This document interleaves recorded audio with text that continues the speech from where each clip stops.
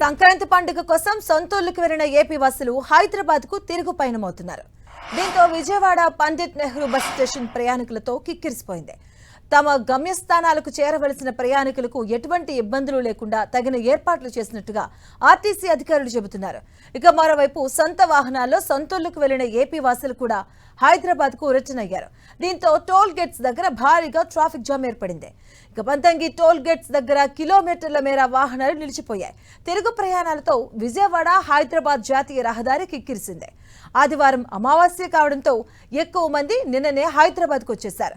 ఇవాళ ఉమ్మడి కృష్ణా, ఉభయ గోదావరి జిల్లాలు, విశాఖ నుంచి వచ్చే వాహనదారులు హైదరాబాద్ రహదారిపైకి రావడంతో రద్దీ ఎక్కువైంది.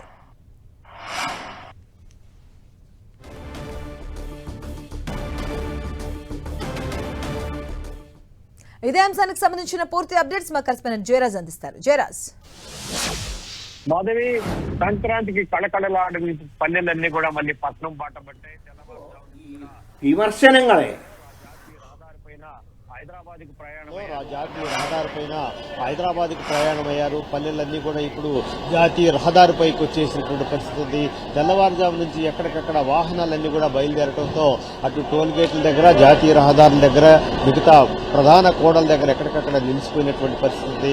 మొత్తం మీద చూస్తే ఆర్టీసీ యంత్రాంగం ప్రత్యేక బస్సులను ఏర్పాటు చేసినప్పుడు కూడా ఏమాత్రం సరిపోవటం లేదు. ప్రైవేటు బస్సులు ఫ్లైట్ ఛార్జీలతో సమానంగా ఛార్జీలు పెంచినటువంటి నేపథ్యంలో ఎక్కడికక్కడ ప్రస్తుతం మనం పండిట్ నెహ్రూ బస్ స్టాండ్ దగ్గర ఉన్నాం. ఇక్కడ చూస్తే మొత్తం ఎక్కడికక్కడ వచ్చినటువంటి ప్రయాణికులందరూ కూడా బస్సుల కోసం వెయిట్ చేస్తున్న పరిస్థితి ఉంది. ఆర్టీసీ యంత్రాంగం పటిష్టమైన ఏర్పాట్లు చేసినప్పుడు కూడా వచ్చినటువంటి ప్రయాణికులు సరిపడా బస్సులు అయితే లేవని చెప్పాలి.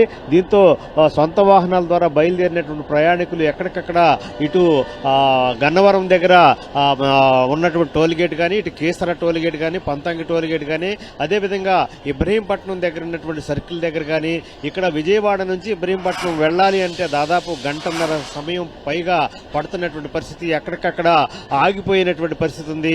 ఇటు కనకదుర్గమ్మ వారధి దగ్గర నుంచి బయలుదేరినటువంటి బస్సులు ఇబ్రహీంపట్నం సర్కిల్ దాటడానికి చాలా సమయం పట్టేటువంటి పరిస్థితి ఉంది. దీంతో పోలీసు యంత్రాంగం కూడా రాత్రి నుంచి ట్రాఫిక్ డైవర్షన్ కార్యక్రమాలు కూడా చేపట్టారు.